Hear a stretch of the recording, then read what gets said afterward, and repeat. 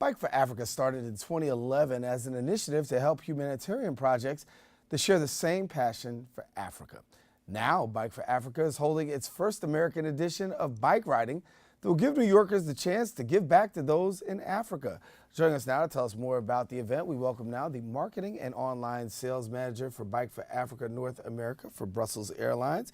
And we've got Andrea Bonaiuto, who's here with us, and thank you. Thank you so much for having me today. Excited to have you, and as we're excited. We had Georgia here last week, and we were sharing a little bit about Bike for Africa, and we have you here today to share a little bit more about it because it's getting a little bit closer. It is. It's really coming up, and the participants are coming into to Toronto actually this Saturday, and then we are actually starting this 6-day charity road bike ride from Niagara Falls on Saturday. So it's coming up real fast, and we're really excited. We have a bunch of participants coming in from Brussels Airlines in Belgium, from the whole greater Lufthansa group, Belgian community members, executives, CEOs, people who are really passionate about this cause and have participated actually in other editions in Africa through Brussels Airlines Bike for Africa series. So here it happens in North America, of course, and New Yorkers will have an opportunity to see this. So give people an idea as what's actually going to happen. Yeah, so this is the very first time that we're actually bringing the edition to North America. In the past, it's always been done in Africa, which is super awesome, starting in 2011 in Rwanda, excuse me, and the Gambia, Senegal, Uganda, all over. And so this is the first time we're bringing the concept to North America as a 6-day ride from Niagara Falls to the Brooklyn Bridge in New York City. And we're actually opening up the ride. If 6 days is a little daunting and totally understandable, we get it. We actually are opening up the ride to just participate in the last day from Central Park to the Brooklyn Bridge Park. And we have this fantastic celebration planned at the Brooklyn Bridge Park. And so we're so excited. And we really want to get everyone involved to show that spirit and get excited about helping the two benefiting organizations of the ride. So Georgia shared a little bit about Africa and the challenges that are in Africa, like clean drinking water, things like that. Talk about what this is going to be able to do for those who are living in Africa. Yeah, absolutely. So the two benefiting organizations are the Georgie Badiel Foundation, who you met last week. She is fantastic. And then the second organization is Malaika, which is empowering girls in their communities through education in the DRC, in the Congo. And so really, I mean, every donation is so impactful for us. For Malaika specifically, they run a school for girls in the Congo, and right now they have 200 girls in the school. They just celebrated their 10th anniversary.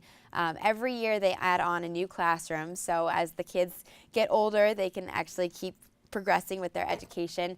And $775 will get one pupil through the entire school year, including 2 meals a day, including tech classes with computers, including all of their fitness classes with a soccer field, everything. And that then contributes back to that family as well, because of course, when the girl is being educated, then their family is able to progress as well and reap a lot of those benefits and community development all over. So even, I mean, that $775, it might seem a lot, but it is life-changing for this one student. But even still, as little as $50 can contribute to the tech classes for those communities in the Congo.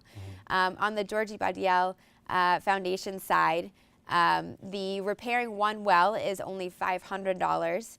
So, you know, if you repair one well, you're serving upwards of 5,000, 10,000 people. I know in less than a year alone, she has brought clean drinking water to over 75,000 people. So imagine what restoring one well will do. Absolutely. So there's a lot that can be done. The impact is great, and there's so many ways to get involved. You can ride with us on that last day from Central Park to the Brooklyn Bridge Park.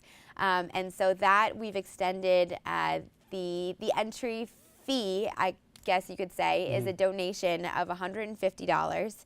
So you can see the kind of difference that would make for an organization already. Or you can just come and celebrate with us at the Brooklyn Bridge Park. We'd love to have you. We want to build that community spirit. And so no matter what you do, you can just email bikeforafrica.na@brusselsairlines.com. I'm kind of taking all of your lines. No, it's okay. You got it. That's what we did. 'Cause I don't have the answer. You got the answer right there. Go ahead. So there's so many ways to get involved. We're so excited about it. The first North America edition, and we just want to make it a huge success. So. Share with us a little bit about Brussels Airlines, because obviously they're really behind this and really pushing this forward. Talk to us about Brussels and the ability for them to be able to sponsor just this worthy cause. Yeah, so Brussels Airlines has a really deep connection with Africa in general. Between Brussels Airlines and its predecessor, Sabina, we have over 90 years experience flying in Africa. Brussels Airlines was also the only European carrier not to pull out during the Ebola crisis.